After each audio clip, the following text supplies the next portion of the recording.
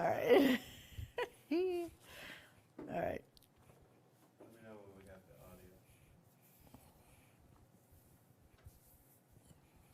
You,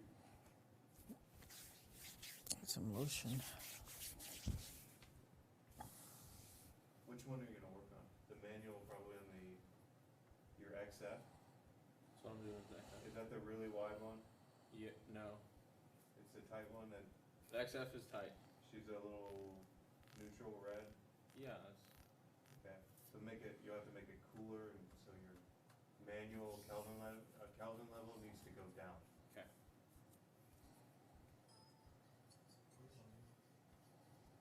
We have audio?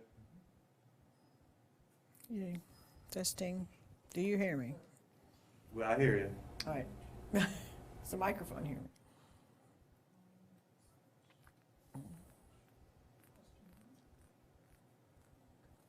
So you'll be talking to Ramona, I don't know if anybody's run through this with you. Not yet. So she'll be sitting here.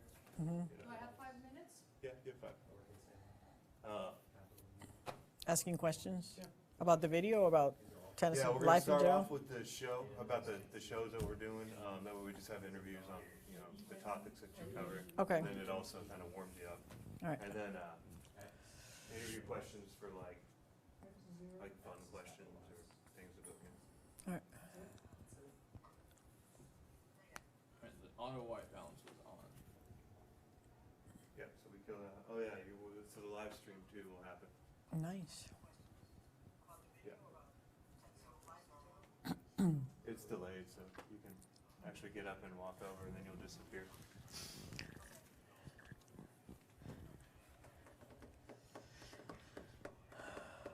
Don't worry. Oh, I like that background. It's cool.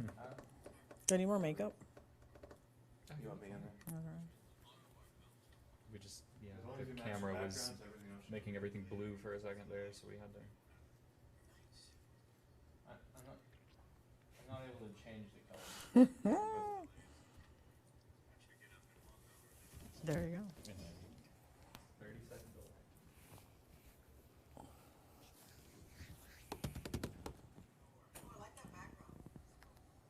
Wait, didn't you just say that?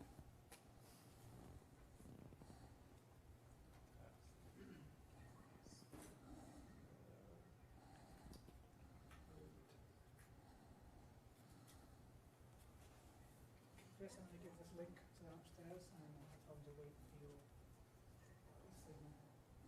Publish it, okay? Yeah, but do they know what they're gonna write? Like, do you have the idea of the tone that we're looking for? No. Checking out this thing that's happening live, not the scheduled live event. So what? I mean, another set of, That's what you kept saying, so I'm Well, looking, no, I was saying that I'm not going to tell them to publish it. the audio Share it, yeah, they're not And- saying it's but- happening now. they're gonna write it like Whoever's it's happening running- live, hey, check this out, it's happening now. Right. I would write, Okay. yeah, But Now I this- would- if you're running I would this- send you're out running that saying, and hey, you're doing this too. Stay tuned Yeah. soon for. Because we need somebody to monitor the levels, monitor Alright, yeah. audio machine, and. I'll head monitor up there. stream. I can monitor the stream. I can't do anything if it messes up, but I can watch it. Basically, what you need to do, I think the best thing to do is going to be in the control room. If you ask me. Here, before you sit down, grab a white, we'll just do the white balance here. Okay. I think there's a manual setting that isn't on this right now.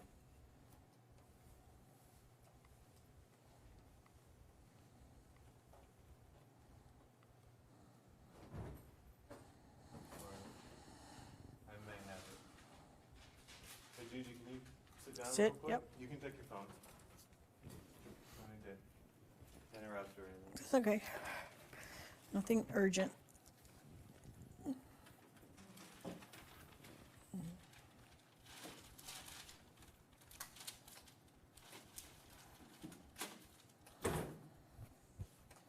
Okay, you're good, you can pop out of frame if you like. All right. Hey, look what I just found. Yeah. Is that Chanda? Oh, that's good. Let me see. What'd she do? No, there were notes from Shannon. Oh, I thought it. What did she talk about? What did we we talk about? Patterns. Yeah. Patterns of play. Oh, that's good. patterns of play, and I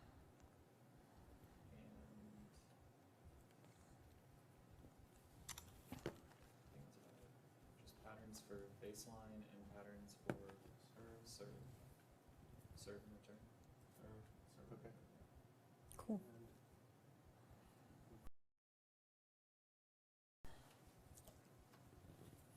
Best one. So your best bet is going to be, if you want to do this, And then this is your control room. one more time. Watching the preview.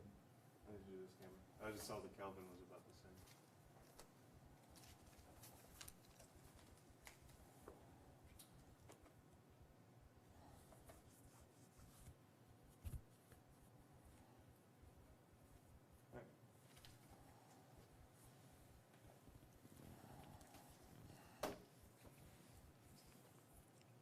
Alright.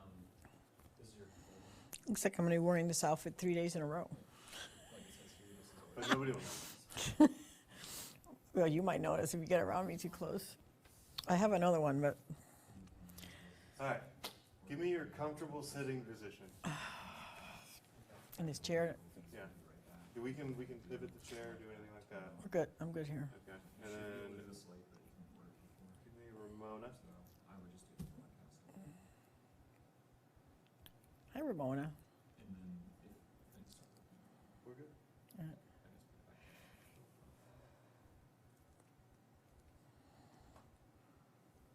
There you go. Are you at the convention the whole time? Yes. Yeah. Probably a little bit before you. Yeah, I'm sure. Feel better. We did it yesterday. My only concern with that is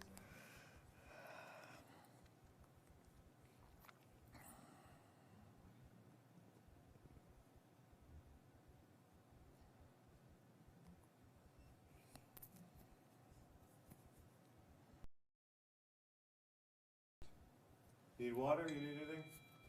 Me? Yeah. Nope. I don't want my phone buzzing. Why did it just buzz?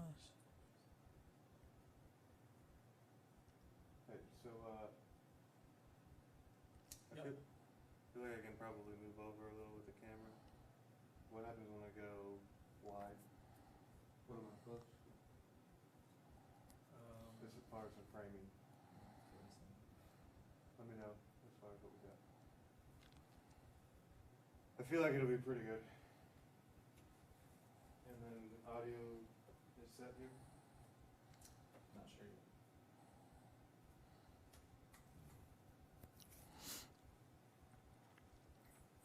You want to handle the switching between Ramona and Yeah, I can. I'm going to have to sit over there. What's up? This is very different. The framing? Or The colors? framing's fine. But, the color? I know. well,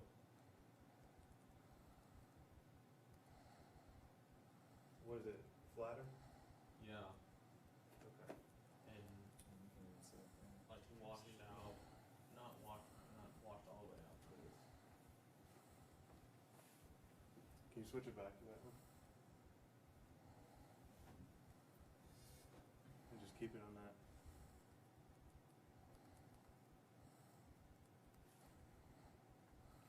So this one will be fun. It'll change in 30, you tell me that. this one looks Remember good. this one. This one's great, Colors are fine? yeah.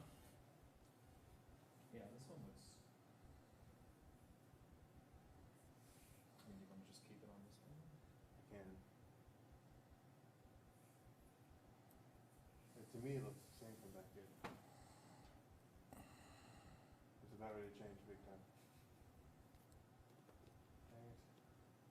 It goes back. So, how is that new color?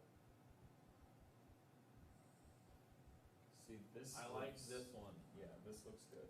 that looks good, the other one doesn't. Can you switch it? So, Should I scroll?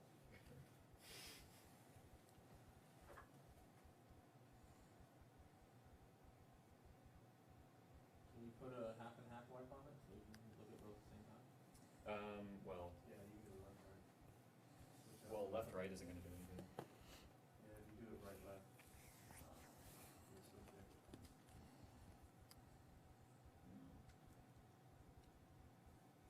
30 seconds.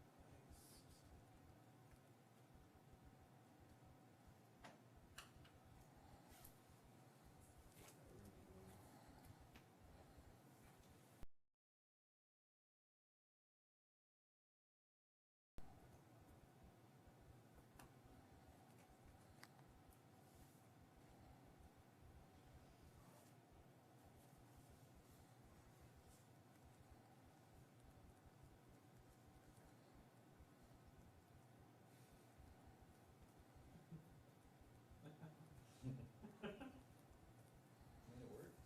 Yeah.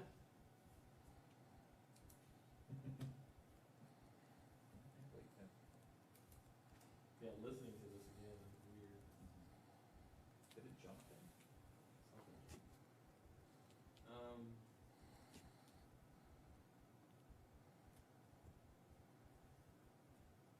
Can we not? This is XF, this is Sony. Yeah, opposite. This is XF, this is Sony. I'm gonna switch it one more.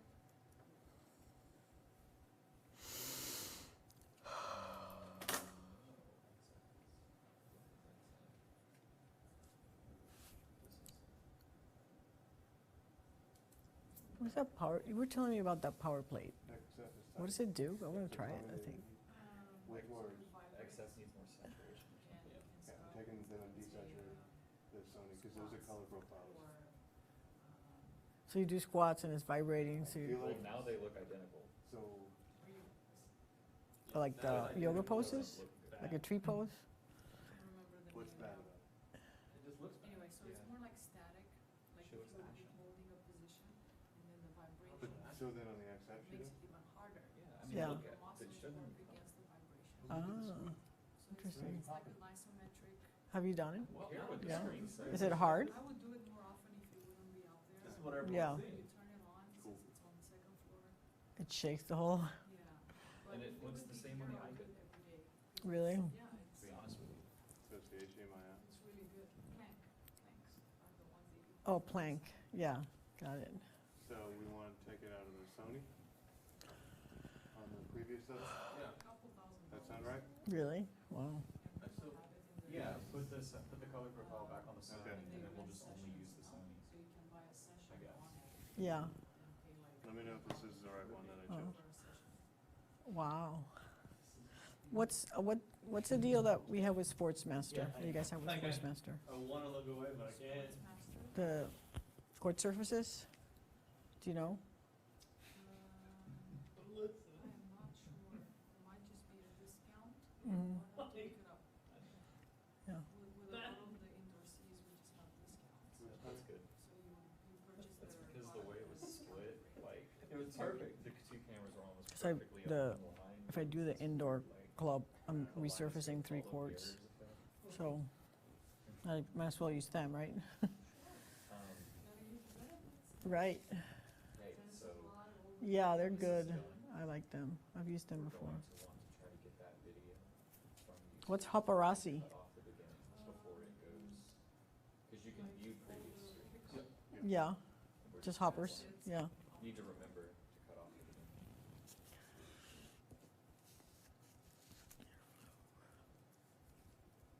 So this looks really fine. It does.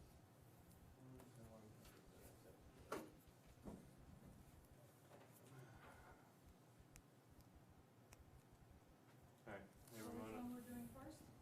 we're gonna do the show first. Cards, everything formatted?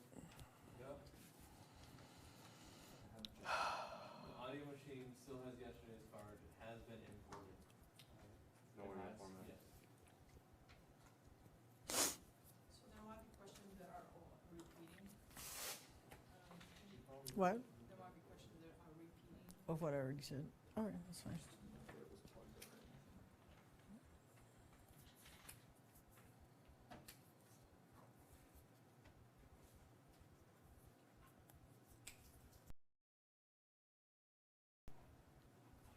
Watch out, Chris, there's a cable running by your right foot. where it looks like Everybody's following, good? my brush showing. No, Because I could put the, it's fine. That's how the fashion is today. right, you can kind of, You wanna help? You can see yourself there, I think. yeah, you can kind of see it there. Alright, so, That's fine. Is the there- first part, all we're doing is setting up the stream so nobody can kind of see what's happening now. The second part, when we go live, obviously, we'll be live for like 10 questions or Okay. whatever. And so with that, I think I told you yesterday, is we're gonna kind of throw it out and see like who's gonna watch this live interview and just do it as a kind of a test. You're a guinea pig. But What do you mean? you're our guinea pig. So we'll do like a live interview with Gigi. And Okay. kind of throw it out like on Facebook and USPTA Facebook. Okay. And things like that.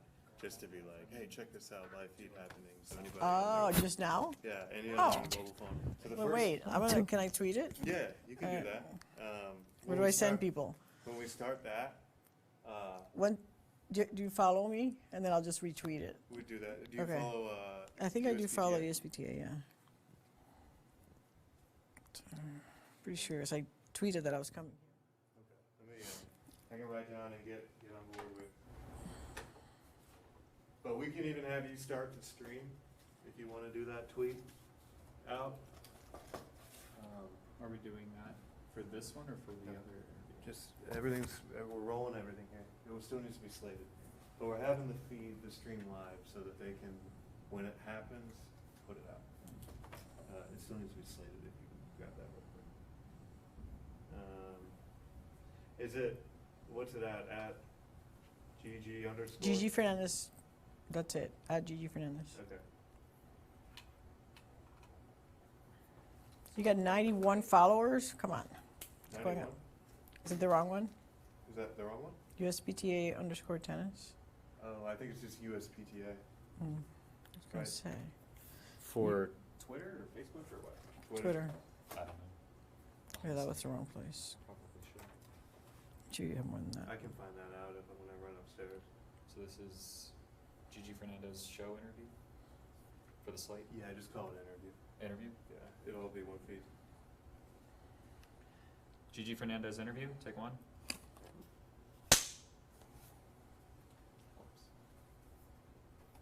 I'll run this upstairs. We should be good to start the interview. Do we take a break in between this one? We'll take after we finish it, we'll take like enough of a break for me to go, and when I say, yeah, I have to run upstairs, tell Christina and them that it's going live. Okay. And then when I come back down, it'll be like, we can set a time Okay. and start it. I'll find it out here and I'll get the retweet, but that's correct. Yeah, Just I don't, they make may have it. I feel like, there's a bunch. yeah, I Okay. feel like it's linked to that, which is Why are we back on 2015. Insta? Okay, little baby. But it only, that, Conference. oh yeah, there we go, 7,000 followers. That makes sense. I'll follow you I like the light. But that, is that it? Looks good on her. At USPTA? I guys. need At this USPTA one. underscore tennis. So- USPTA professional. Uh, Yeah, that must be it. If you yeah. wouldn't Let me, mind, let me make just sure I so got that this we right. can practice And then I'll Just run my up full there. name, getting yeah. the levels Yeah, and okay. everything. No, Alright. no hashtags or anything. Everybody's tested here with audio levels. In a second. Check, check. Where's it 1, live 2, 1, streaming? 2. So it'll live stream through Facebook. 1, 2, 3, 4, it'll live 5, stream 6, through 7, Access 8, to 9. Twitter. People can instantly Perfect. click that link. Thank you. Okay. If you want, Whenever's gonna go. so with Facebook, you don't have to make sure that your visa happens Right. right there. It's gonna be happening like live right there. Got it. Alright, I can get you that info when I come back down, Sounds good. as long as everything's good. We're starting, yeah? Yeah, everything's good and ready to go. Okay. I'll be back in like 10 minutes. So this will be about the show, Okay. as I mentioned, Yeah. where we're gonna need some more information. So tell us a little bit about the topic we picked today and why did you pick it? Why did you pick this particular topic? So I picked myths and misconceptions about doubles because I've been coaching recreational players for the past 3 years, and I've been shocked at what information they have about doubles and where to stand and what to cover, where to position themselves. So I think there's a lot of misinformation about what the right thing to do is when you're on the doubles court. So I thought this would be a good way to get my knowledge on somewhere where people could learn about it.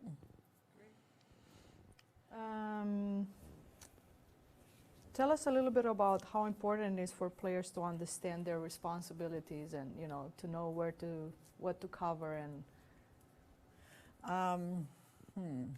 Well, to be a successful doubles player, you have to understand the game. You have to understand percentage shots, what shots the opponents are likely to hit, and good doubles players usually will give away the harder shot to make people scratch that, give away the easy shot. So to be a good doubles player, you have to really have a good understanding of where to position yourself on the court, and you have to sort of anticipate what the other players are hitting. There's two people covering a large area, so there has to be really good communication between the partners so they know who's getting what. But generally speaking, good doubles players will give the opponents the harder shot to hit and will take away the easy shot. So you want to always make your opponents have to come up with low percentage shots that are difficult to make and take away the obvious easy shots. Okay. So that was kind of the next question, like if you were to classify 3 or 5 things that you would want people to know about what it takes to be a successful doubles team. 3 or 5? Well, 5 Yeah, or just so. start rattling things off. If you want to add more to what you mentioned. Successful teams or successful players? A successful team. Successful teams, okay. Mhm. So successful doubles teams, the one main characteristics that they all have in common is excellent communication. They communicate before and after most points. They're very in tune with what the partner is doing, not just with their own games. They have clear understandings of their roles and responsibilities for each position of the court, whether you're serving or the service partner or the returner's partner. Those 4 positions have different responsibilities. So they have a clear understanding of positioning, how to move when the ball has been hit. Really good players don't follow the ball, and unfortunately amateur players are taught to follow the ball, which is not really what you want to do. You want to really press the middle. Good doubles players are always pressing to the middle and always making their opponent feel like they're getting intimidated to hit good shots. So really they ignore the alley, and they're okay being passed down the alley, which is a really hard thing for people, because most people don't like to get passed down the alley. But really good doubles players have found a way to be okay with being passed down the alley, because they understand that the times that you will get passed down the alley are way lower than the points that you win by putting pressure in the middle and poaching through the middle, and that's that all those things probably will make a successful doubles combination. Great. Maybe a few tips on how you pick a partner when you want to have a successful team. Can I tell a joke? So my best advice for picking a partner is to pick the best player available. But other than having that option, usually you want complementary characteristics. So if you have a good forehand, you want a good backhand. If you have good volleys, you want a good returner, or you want a good baseliner or returner. If you are temperamental, you want somebody who's calm. If you are righty, you want a lefty. Ideally, I mean, that's the ideal combination, is a righty-lefty combination. And that's pretty much about it.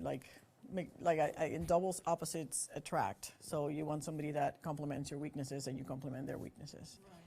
What would be your advice to players that maybe are thrown in a team, or paired with someone that they not necessarily choose? What would be your advice for that? This is being paired with somebody you don't know is very common in the USDA recreational level.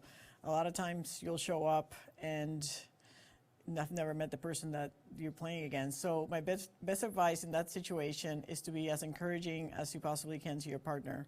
I think there's nothing worse than a partner who you feel pressure from, that has expectations of you, or is pressuring you into playing better or doing something that you're not comfortable doing. So I think always encouraging your partner and always being positive, and if they miss, I'm sure they didn't want to miss. So That was not good.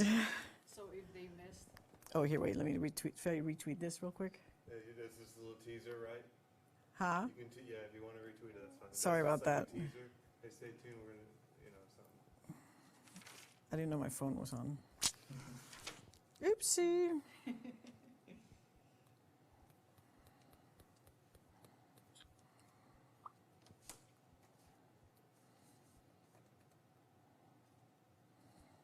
Right. It's turned off. I don't know why it buzzed. You can keep it with you. Yeah. All right. Hopefully it won't buzz When I again. run out, you can, that All right. video- Do we gotta Some redo that vibration? one? What was the question? vibration? You know, it's not here. It's not supposed to ring, but I'll just turn the ringer off there. Okay. All right. Yeah, so you were saying about the ones that are, they feel pressure from the opponent. Okay, so your advice, should I start from the beginning? You can. Yeah, I mean, if you can pick it up halfway, you Yeah. mentioned that it's hard to yeah, I feel, just play with someone that, gotta restart it. okay. restart, Because okay. if we do like the thought or idea, Yeah. we would like a complete thought. Okay. So being paired with somebody that you don't know, I've never seen, is very common in the USTA recreational level. Your captain will pair you up with someone you've never played with. So, you know, I actually encourage recreational players to be good at both sides. And this is something opposite than what we do on tour. On tour, we specialize. You either play the do side or the at side. And when I first started coaching recreational players, I wanted them to do that. But then I realized that that wasn't going to happen. So again, because you don't know what side you're going to play or what your strengths and weaknesses of your partner are going to be. So players really need to be able to play both sides. And in that situation, what I encourage is a lot of positive energy and a lot of positive advice. And the last thing you want is a doubles partner who's putting pressure on you and making you feel uncomfortable on the court. And, you know, a lot of encouragement, a lot of communication, and, you know, just go out and have fun. It is a game, and we play to have fun. So that's the main goal.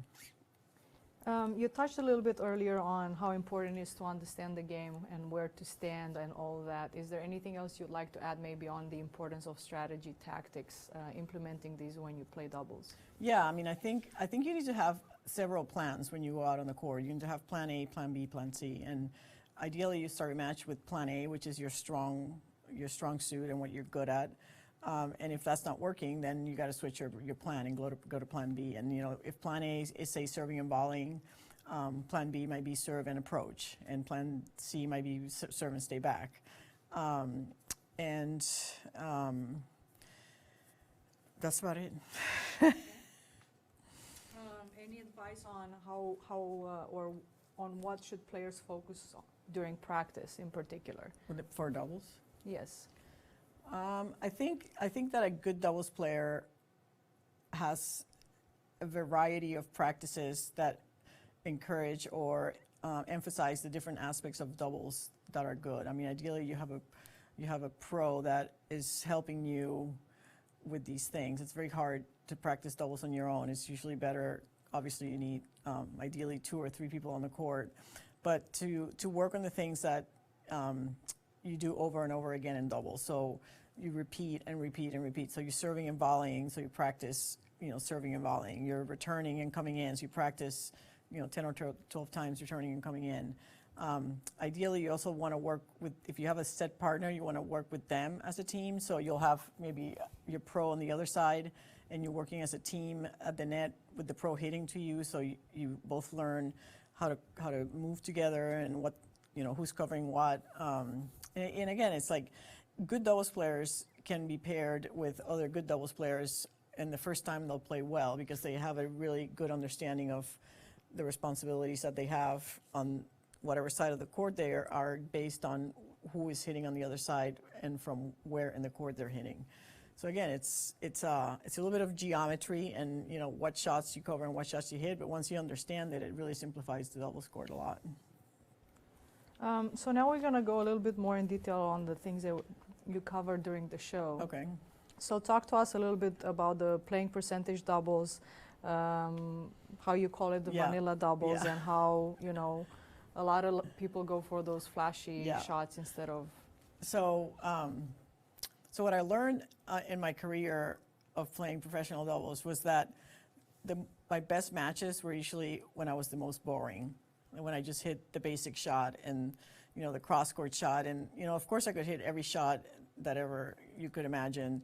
And I tried every shot that you could ever imagine. And a lot of at times I would try it at the wrong time. And, you know, 1 or 2 times trying a low percentage shot that I missed at the wrong time would cost me a match or cost me a title. And then I learned to stop doing that. And I think what made Natasha and I so good was that we were so disciplined about just going for the boring, vanilla, basic cross-court shot and letting other people hit the lower percentage shots, change the direction of the ball, go down the line, try, you know, top spin lob winners. So again, it's just really important to learn what are the basic shots, hit those, and as far as your opponent goes, forcing them to hit the low percentage shot by taking away the more high percentage shot. Okay. What about how the rec players try to imitate the pros all the time? Yeah, well, I mean, that's a real problem. Recreational players imitating pros is a real problem. And I think part of the problem with what I've seen, how coaches are teaching recreational players, is that they're teaching what they see on the tour. And I've learned over the last 2 or 3 years of coaching recreational players that you can't teach those players how you teach the pros, because pros are able to do things that they can't, and they don't. Like, for example, pros don't stagger. Pros just hold their line. Recreational players need to stagger because somebody needs to cover the lob, and they're not fast enough to get to every lob unless they're staggering. And they'll try some flashy shot that works one time, and they think, or they see a pro try a shot that works 100% of the time for the pros because they are pros.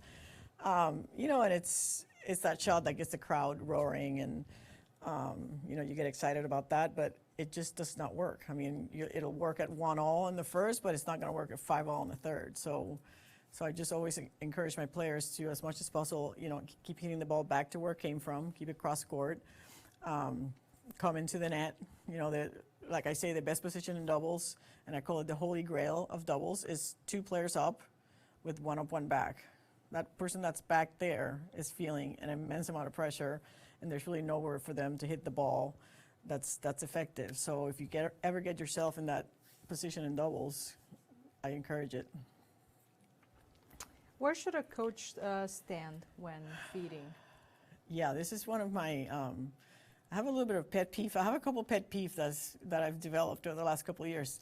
I think that the coach should stand between the players, as close to the one side of the players on their side as possible. Like I see a lot of times coaches standing on the side to feed balls outside the court. That's just not realistic, because you never hit a ball that's coming in sideways, ever. Like the ball's coming from the front. And also, if you're standing behind the players, you can see what's happening and the angles that are coming, and if the players are shifting or not shifting.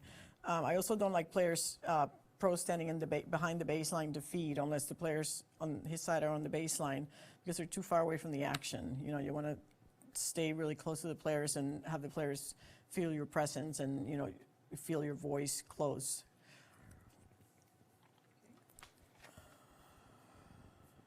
You talked about the holy grail of doubles. Do you Yeah. want to mention anything else there? And I think I covered it. it? Yeah. Okay. Talk to us a little bit about how people follow the ball and other misconceptions Yeah. about that. Here's my biggest pet peeve that I've developed over the last 3 years of coaching. Players following the ball. Do not follow the ball. The fact that, the pros feed the ball and the net players shift with the ball, I still don't get it, because when this net player is shifting and standing almost in the alley to cover the alley, they're leaving 90% of the court for their partner to cover. The hardest shot to hit in tennis is down cross court, or down the line of cross court. It's very hard to change the direction of the ball. Much easier to hit the ball back to where it came from. It's over the high part of the net, and if the player happens to be there, you've left the middle open for a winner. So I just let the players have that alley, unless they're hitting from 3 feet outside the court. Then you got to shift over a little bit and watch, but you never have to stand inside the alley. And I've seen more people standing inside the alley at the recreational level than I even want to admit. But really, it's keeping the court in front of you and letting those outside parts of the court go. So again, when the ball's hit this way, the net players don't need to go that way. They need to hold their ground. Do you want to talk to us a little bit about the situations where you should? where you should follow the ball. Yeah, there's two cases. Well, the only time that you follow the ball laterally is if the opponents are hitting from outside the alley. Then you have to shift to cover that down the line shot. And then you do follow the ball up and back when we're in a one-up, one-back formation. So the players are hitting cross court, and the net people need to follow the ball, but not side to side. All right, so it's a big distinction between those two.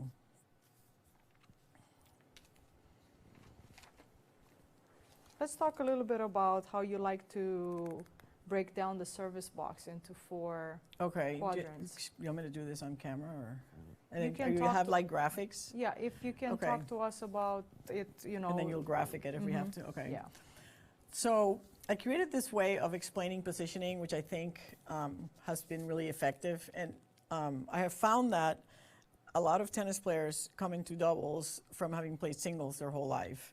And they might have played college tennis or in the juniors, and they are now an adult, and most adults are playing doubles, and they don't really know where to stand a lot of the times. Even 4-0s and 4-5s a lot of times don't know where to stand. So I came up with this grid. So if you take the service box and you break it in half, and you take it and you break it in half again, where those lines intersect, I call neutral. If you're ever lost on the doubles court, go to neutral, and it's a good start.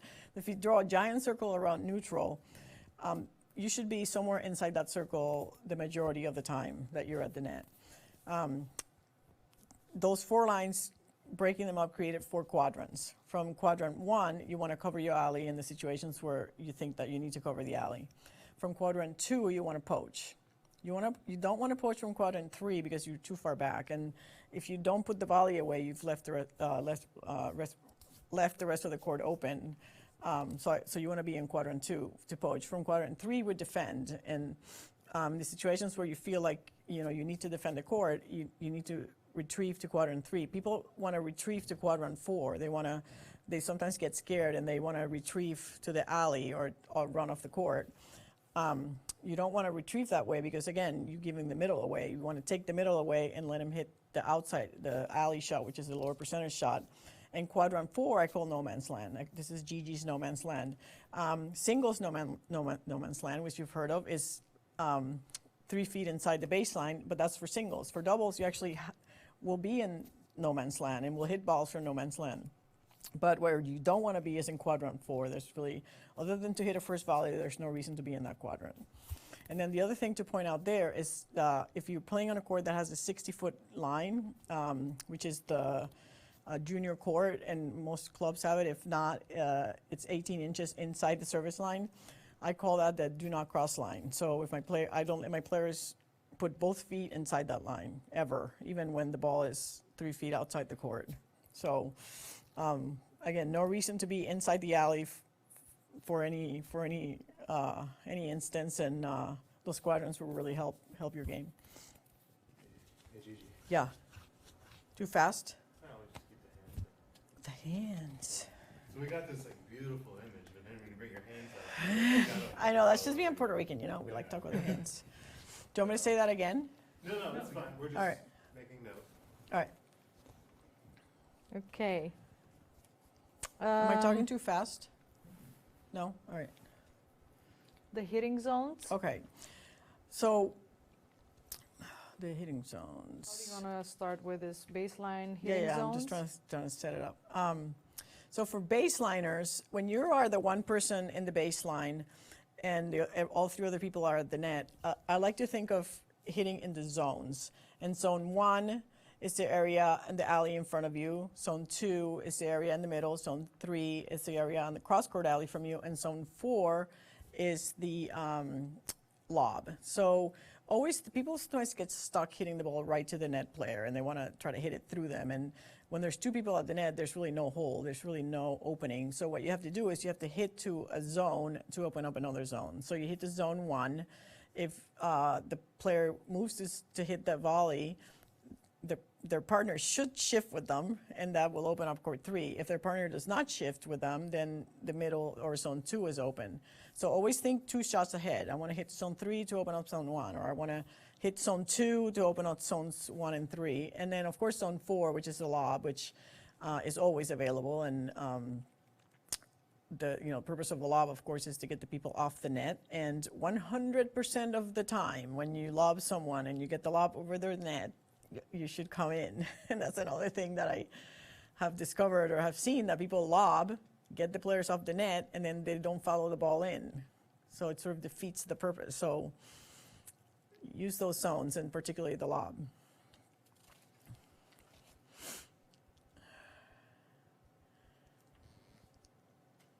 Misconception about who covers the middle balls? Okay, so there's this misconception in doubles that it's my half and your half. It's actually not true. It's whoever's in front, it's their ball. They get the ball first, and whoever's behind is there to back them up if they don't get it. So a lot of times, I see this a lot with USTA ladies. They get upset when people get in front of them to poach, and I'm always constantly telling them that it's okay. They were in front. It was their ball. It's not your ball because it's in your half. Because again, doubles is a game of shortening the time that the opponent has to hit the ball. So if you're further in front, you take time away, and it's your ball. Start it. Go ahead. I'm trying to figure out the delay. All right. The staggering part, you want to talk about Yeah. staggering? Yeah. So here's something you won't see on tour, and that's staggering. Pros don't stagger. They are extremely fast and extremely adept at anticipating and at reading what the opponent's going to hit. So they can cover any shot that's hit from any position on the court. But amateur players need to stagger because somebody needs to cover the lob, and somebody needs to be closer than it at all times. And this applies throughout any point in any situation. The person hitting in front of you, or the person hitting, should be in front. So the down the line person is staggered forward, the cross court person is staggered back.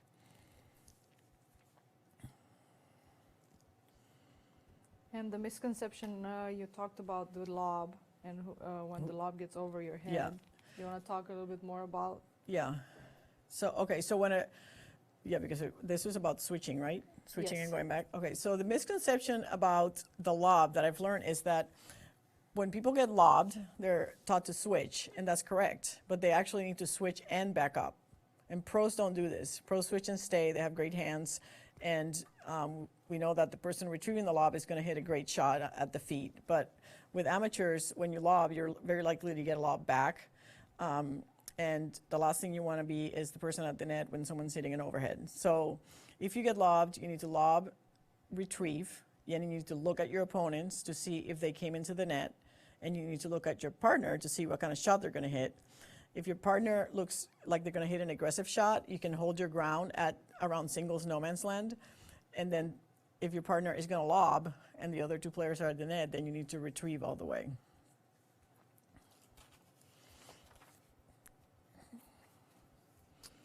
The blue and the yellow game, you want to talk about it and what it Yeah, does it do? I talked a little bit about it. So there's one time in tennis when you do follow the ball, and that is when players are one up, one back on a cross-court rally, and the net people should be following the ball. A lot of times people have a hard time poaching because they are just going across and not getting there, across, not getting there. But actually they need to be moving forward, and at the point that they move forward is when their opponent has not poached. So as soon as the ball crosses their opponent, then they move forward and then they try to poach. If they don't poach, they have to back up, and at the same time they're backing up, their net opponent is moving forward. So you're sort of playing this dancing game where you're both going in the same direction at the same time. When I'm going forward, my opponent's going back. When I'm going back, my opponent's going forward, trying to poach.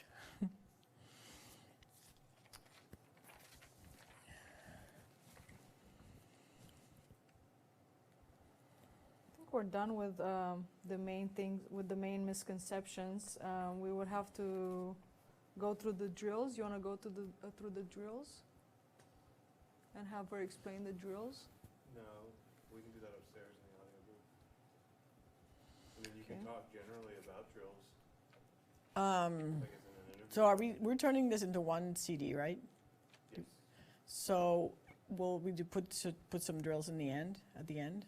Yeah, so the idea is if we can film them, the drills will be in there. What this is, as far as an interview, I don't know if I need Right, We can yeah, talk to you about drills and how you use them or utilize them in your teaching. okay,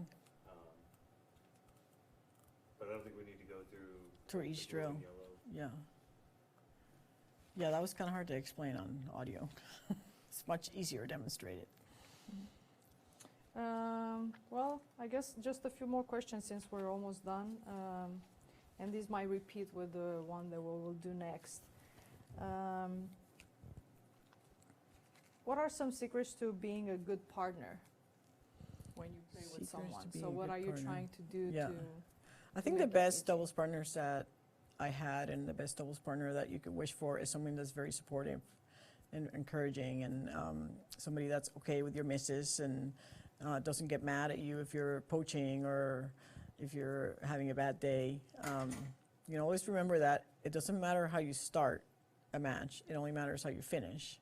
So if you're having a bad day, it doesn't have to end as a bad day, but that's only going to change if your partner's encouraging, because if they are not, then it's just going to go downward spiral and it's going to be a quick match. So, you know, just positive energy and encouragement is what I always wanted from my partner.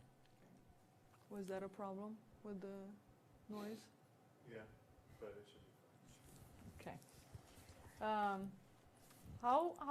How has the game of doubles changed since you played? The game of doubles has changed tremendously. What you see now is one up, one back works. You have players in the baseline that are so forceful and hit the ball so hard that actually can win points and dominate the net players. When I was playing, 2 players at the net still won. Now, it doesn't, not necessarily. The other thing is that when I was playing, people still could volley. There were still certain volleyers on tour and people who were taught how to volley since they were little, and now people are just play baseline games. So they have better baseline games than they do volleys. So I actually struggle with this because I had wondered, and I've had a lot of discussions about whether this is the way that doubles should be taught at the recreational level. And after many hours of discussions and many tests and watching many matches, I still think at the recreational level, 2 up is the place to be. You know, again, if you think of recreational players and how everybody continues to improve, like maybe they are now where tennis was 30 years ago. So if you're still, you know, a 4.045, I still think that coming to the net is still the way to play doubles. Maybe in 20 years it'll be different, but for now, that's still the way. What is the biggest mistake that pros make when teaching doubles? Teaching pros. Yeah, I think the biggest. Let me start over. I think the thing that surprised me the most when I stopped playing doubles and I started teaching recreational players was that I really had no clue how to teach recreational players. And I thought that because I knew doubles, that I could teach a 3-5 or a 4-0 how to play doubles, but I didn't. I had no clue. I mean, how you teach a 3-5 and how a pro plays is completely different. So I think sometimes my problem is when pros teach players to play how they play, because again, the skills that I had or the abilities that I had don't translate to a 3-5 or a 4-0. So, you know, I can name 3 things or 20 things that pros do that amateur players shouldn't be doing. And sometimes I get frustrated when I go to clubs or go to, I do master doubles with Gigi clinics throughout the country, and I'll go to clubs and people are telling players who get lobbed to switch and stay. And that's just not good for a 3-5 or a 4-0 or even a 4-5.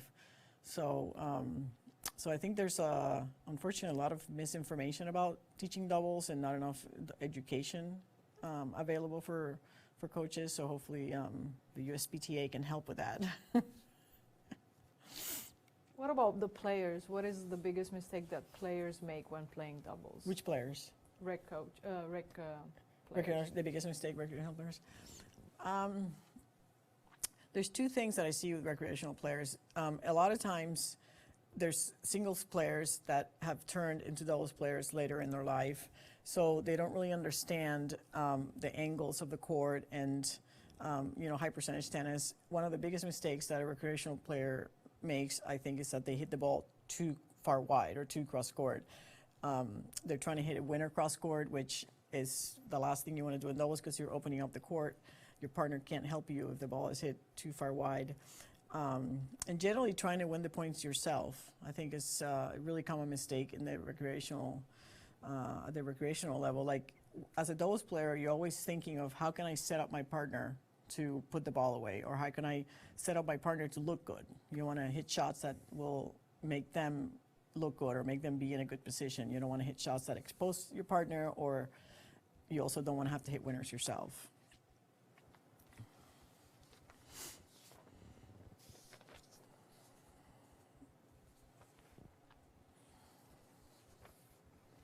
How has your transition been from playing to coaching? My transition from playing to coaching has been a long journey. When I first stopped playing tennis, I didn't want to do anything that had to do with tennis. And, and after a while, I kind of got the burnt out of my system, and I started coaching. And, I've coached every level of player. I've coached college players, juniors. I coached Lisa Raymond and Sam Stosur to the 2005 US Open, so I was a Grand Slam coach, and that was a lot of fun.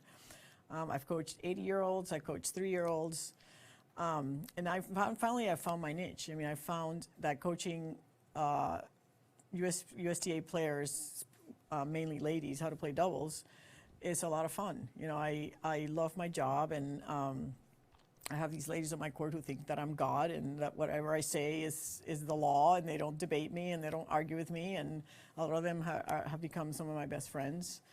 And now I love it.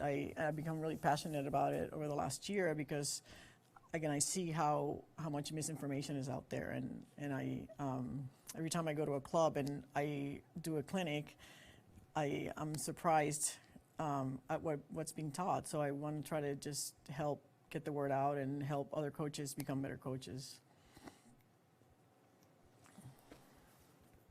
I think that's it. So when you go black, and bring on the mic levels.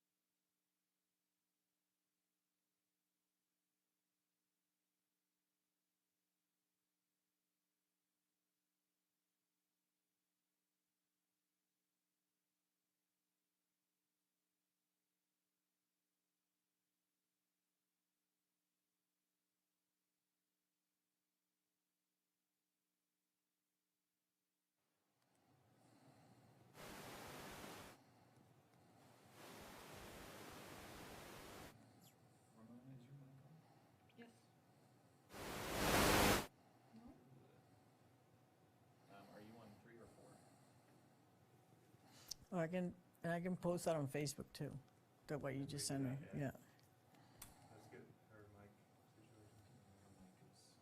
What happened? I'm gonna hit it back to black.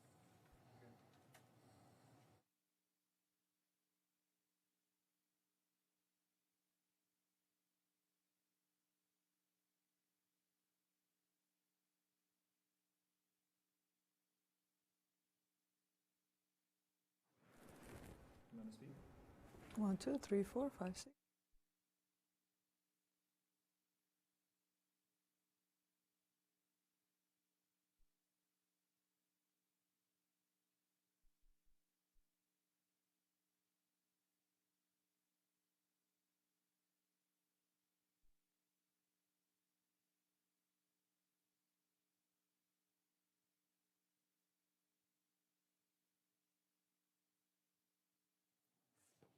Gigi, thank you for being with us today.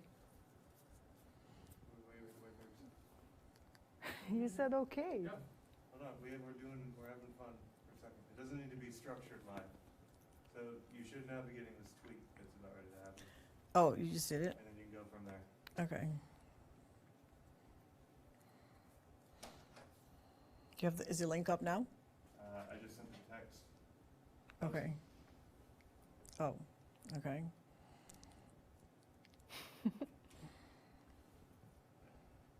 Retweet.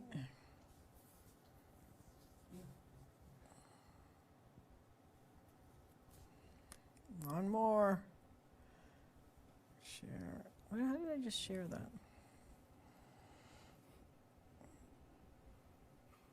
There it is.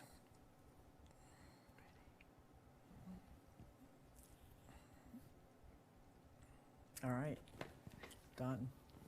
Thank you for being with us today, Gigi. Great to be here. Weather and all. It's a pleasure to have you here at the USPTA headquarters in Houston. Thank you.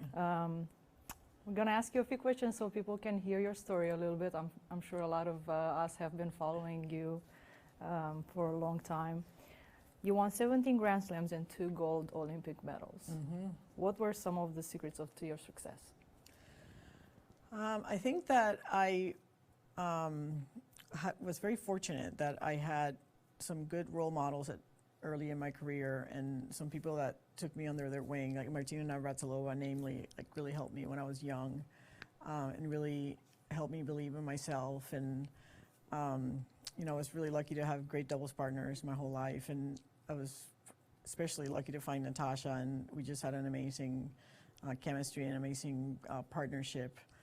And I think really what set us apart from our opponents, you know, not so much our games, and you know, we had good hands, and you know, she had good hands, but I think it was really our understanding of doubles and where to position ourselves, and we were always standing in the right place at the right time, and we almost knew what the opponents were going to do before they did it, and we just had this uncanny ability to come through when the chips were down. And I think of those 14 Grand Slams that I won with her, we were probably down match points at least in 10 of those at some point during the Grand Slam. So we just had a way of coming back when the chips were down, and you know, and it was a great run.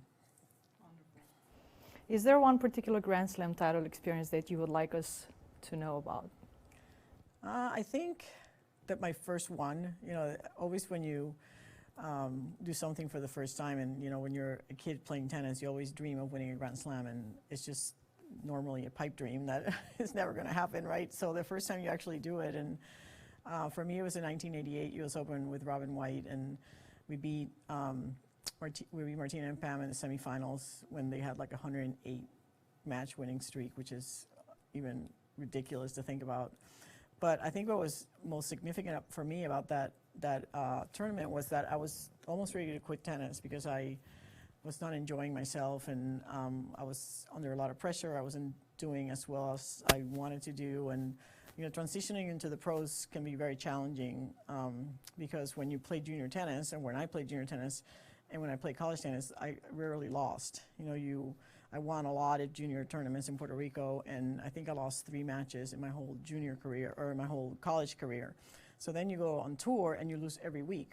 And if you're not used to losing, it can be really difficult. And not only are you learning how to lose, you also out traveling the world by yourself, and you're homesick. And so I was almost ready to quit. I was just not happy. And I was lucky to meet Jim Lair, who's a noted psychologist, sports psychologist, and who's now a good friend of mine.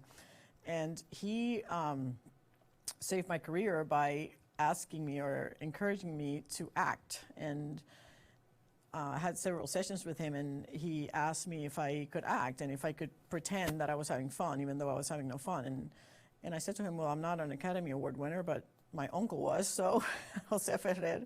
So I'll give it a try. So I played the first round match acting like I was having fun, even though I hated everything about it, and I was just burnt out and ready to quit. And I won that match, and when he came out of the court, he asked me if I had any fun, and I said, not so much. But he's like, all right, do it for the next match. And I did it for that match, and I had a little more fun that one, and then I had a little more fun. And then in the semifinals, we played Martina and Pam on grandstand, and it was packed. And we won that one, and when I came out of the court, he asked me to have fun, and I said, yeah, no, I'm really having fun. And then we won the whole thing. So just changing your attitude and changing the way that I was approaching the game, and just learning how to have fun on the court was the difference that sort of got me going into the rest of my career. What about winning the 2 gold medals? How was that? How amazing was that? That was incredible, and I think the first one was particularly exciting for me because we were playing in Spain against the Spaniards in the final. It was a packed stadium. There was 12,000 people on the stands, and I just have to share a funny story about that. Mary Jo and I were winning. We were up 6-2, 3-1, and I'm serving up 30-15, and all of a sudden these 2 people walk into the court, onto the stands in the middle of between my first and second serves.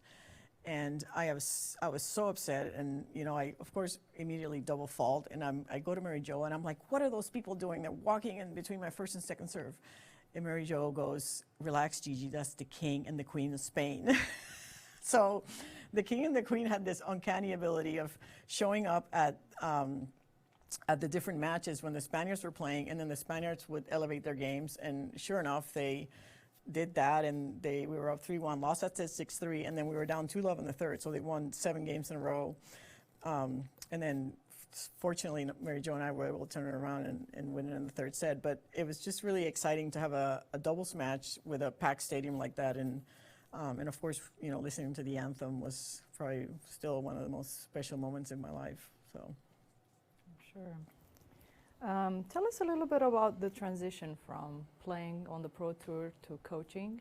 How was that? I mean, the transition out of the Pro Tour can be very difficult, and I think not just for tennis players, but pro athletes in general. I think there's not a lot of resources out there, and there's not a lot of help for players transitioning out of sport, and it was tough. I mean, I found it really difficult at first. There's not a lot of resources to help you. There's no books to read, and there's, and it was really strange that you do something your whole life for, in my case, 30 years. I retired at 33, and then you wake up one morning and you're not doing that anymore. And what are you going to do with the rest of your life? And you're retired at 33. Sounds glamorous, but it's not, because what do? You can't just not do anything. So at first, I didn't really want to do anything associated with tennis, because I just felt like I needed to have a different identity, and I needed to move on from being Gigi Fernández tennis player. So I opened a couple businesses, and I tried to do things that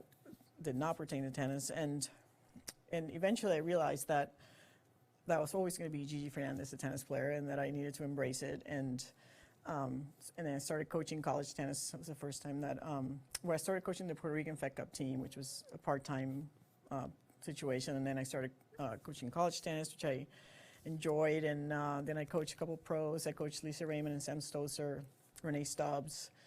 Lisa and Sam won the 2005 U.S. Open, which was a lot of fun to be on the other side of coaching Grand Slam, or of a winning Grand Slam.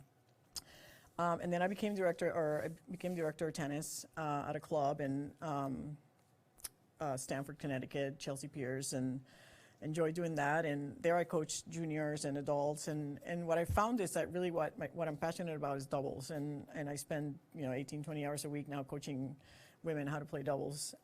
And I've developed a lot of friendships from that, and I really enjoy what I do, and I'm passionate about just spreading the word of how to play good doubles and how to teach good doubles. And I have learned over the last 3 years of coaching recreational players that there's a lot of sort of bad information out there about how to be a good doubles player. So I'm doing my part in sort of passing my knowledge on. How has the game of doubles changed over the years? It's changed a lot, especially now. Like when I was playing, there were still certain volleyers on the singles game. So when you translate a good singles or certain volleyer into the doubles game, they would almost immediately be a good doubles player. Whereas now everybody's a baseliner. So what you see is a lot of one up, one back, and it's actually working. And one up, one back now works on tour. When I was playing, one up, one backs did not work. Like two up would still be one up, one back. And now people just are happy to stay in the baseline and bash the ball. And with the technology of the rackets these days, it's effective. However, for recreational players, I still feel, and I've had a lot of debates with a lot of coaches about this, for recreational players, the game of doubles is still at the net. It's probably where tennis was, 30, 40 years ago, where you could still win coming up to the net, and it was still the preferred place to be. As you mentioned, you've been seeing a lot of people play doubles and a lot of coaches coaching doubles. Yeah. What are some of the mistakes that you see a lot? What are some misconceptions about teaching doubles? Where do I start? I think my biggest pet peeve is players following the ball. Somehow, at some point, somebody told players that they needed to follow the ball. So when the ball is fed this way, then the net players shift that way, which I still don't understand why. Because if you have two players shifting this way and the person in front of the person hitting is covering the alley, then you're leaving your partner to cover 85% of the court. And the hardest shot in tennis to hit is a change of direction of the ball as opposed to hitting the ball back to where it came from. So that also requires somebody to hit the ball down the line of cross court over the high part of the net into a very narrow alley, or less than an alley if the person's covering it. So I encourage my students to forget the alley exists. And at first I get a lot of resistance because it's so ingrained in them that they need to move over and cover the alley. But what I've discovered is that it creates better doubles players, and it's the way that good players play.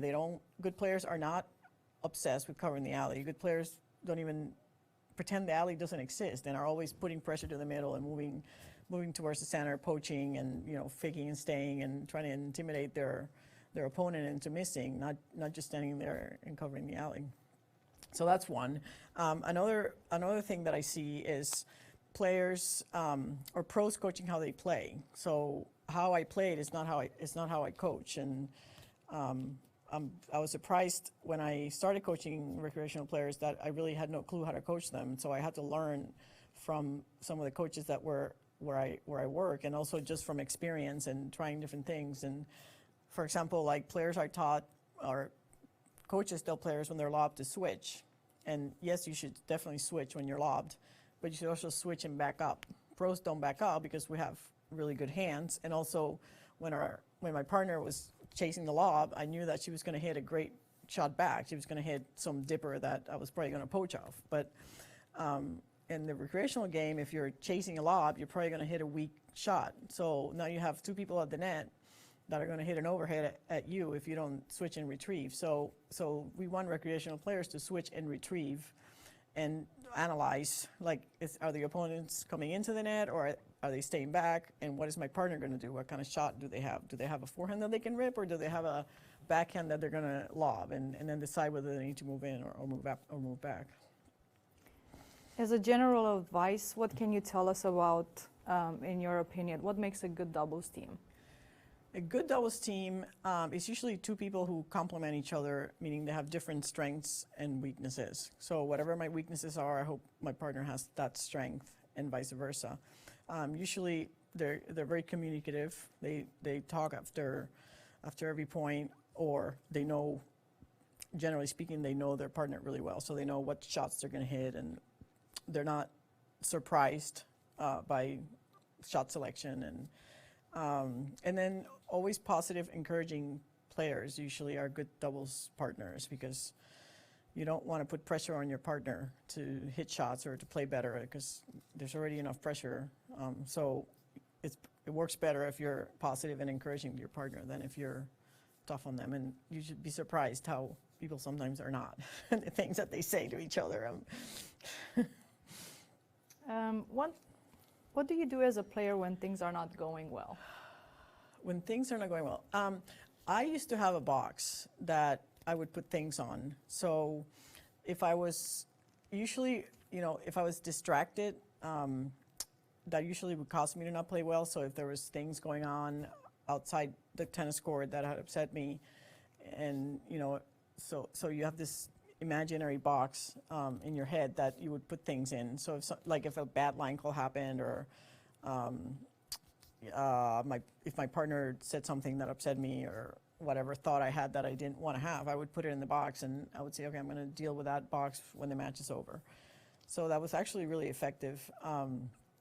And also, I always would tell myself that it doesn't really matter how I start a match or how I play a match. A lot of times people start matches and they're nervous, which is normal. It's very normal to be nervous. If you're not normal, you don't care, and then you shouldn't be playing. So everybody gets nervous. And I just tell yourself it doesn't really matter how you start. It only matters how you finish. So you can start a match out playing really bad, but just stick with it, and eventually your game comes around. And if you can relax enough to let your game come out, usually we'll play better. And when I wish I had an answer for, the question that I get the most is, how do I play like I practice? And everybody in the world wants to play like they practice. And all my USTA ladies ask me that, and if I could answer that simply, it'd be easy. But you just have to learn how to relax. And probably the best quote that I ever heard that helped me the most was to detach from the outcome.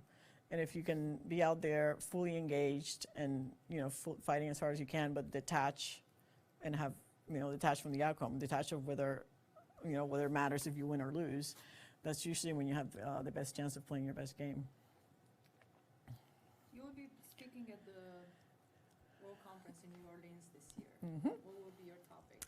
My And topic why will did you choose be myths and misconceptions about doubles. And just from, again, what I've learned over the last 3 years of coaching recreational players, how to teach or how to learn, or what strategies you imply at the different levels, and really about who covers what and what shots to look for. And I always coach playing boring doubles. I call it vanilla doubles. And the more basic you can be, the more boring you can be, the better you're probably going to be. I mean, I'm amazed sometimes how I'm coaching players and they'll try this shot, and it was like, what were you just trying to do? They're like, oh, I was trying this high drop shot volley, and I'm like, where did you even get that? Oh, I saw Roger do it. I'm like, okay, well, you're not Roger.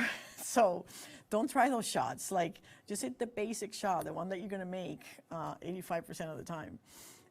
So just a lot of that, a lot of, positioning. I find still players don't know where to stand in doubles. They came from the singles court, or they might have played singles growing up as juniors or college players, and now they're playing doubles because, we all play doubles when we get older. Don't know where to stand to serve, don't know where to stand when they're their receiver's partner. Down all the way to advanced tactics and techniques. So hopefully it'll be fun. Maybe a quick advice about regarding the players that sometimes get paired with other people that they don't know. Yeah. Perhaps in high school, for instance, or Yeah. Adult Yeah. play. Yeah. Sometimes they pair with someone that they don't practice together. Mm-hmm.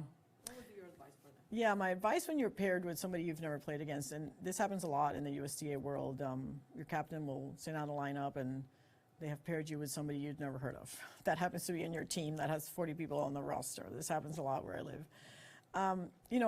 First thing is who's playing what side. And generally speaking, if there's a player that's better, and you both know that the player is better, they play the ad side, and that's non-negotiable. You want the better player taking the break points. If the players are even, then you have to start analyzing strengths and weaknesses and who has a better forehand, who has a better backhand. And then, normally if you have a lefty righty, nowadays you put the lefty on the deuce side, so you have two forehands in the middle. If you have a strong returner and a not so strong returner, you put the returner on the outside. If you have a good server, they should serve first. So all these questions you can ask them, it's kind of hard to ask somebody, are you better than me or not? But maybe your captain would have told you ahead of time, or if not, go with what side you're comfortable with. When I was on tour and tour players specialize, we play one side. We either play the forehand or we play the backhand, and we get very good at that side. But when I first started coaching, I was trying to guide my players towards that, and pretty soon I changed because I realized that they can't always pick the side that they want, and they have to be really good at both sides. So recreational players really need to be flexible enough to play from both sides, and then lastly, and more importantly, is be super encouraging to your partner and try to make him feel comfortable, and always positive energy. Don't make them feel bad when they miss, and don't say things like, how did you miss that? And I've heard people say that. Just encouragement, like, good try, next ball, we can get them, don't worry about it. Those are the kind of words that you want to be listening to from your partner when you're playing doubles. Now back into the New Orleans spirit. Have you been to New Orleans before, to Yeah, Louisiana? I've been to New Orleans. I was there for, when I was coaching USF, we played at Tulane. And I was there, I think I was there for a Super Bowl. Is there a Super Bowl there recently, in the last 10 years? Or I don't know, I was there for some event. I don't know. Oh, but you know what? WrestleMania. That's where I was there for WrestleMania. And what is your favorite meal or one dish that you would love to try? There? Yes, in a New Cajun. Orleans? I like anything spicy. So I'm sure I'll be going up and down looking for spicy food. Well, I'm sure there will be plenty of options Yeah. over there. I like beignets, but they're not so healthy. Well, that's pretty much all we had today. Thank you very much for having your me. time, and we all look forward to see you in New Orleans. And any advice for our audience regarding your TV show that will come up? Yeah, we're shooting a video on doubles, myths and misconceptions. It should be available on the website, and also the video should be available for purchase.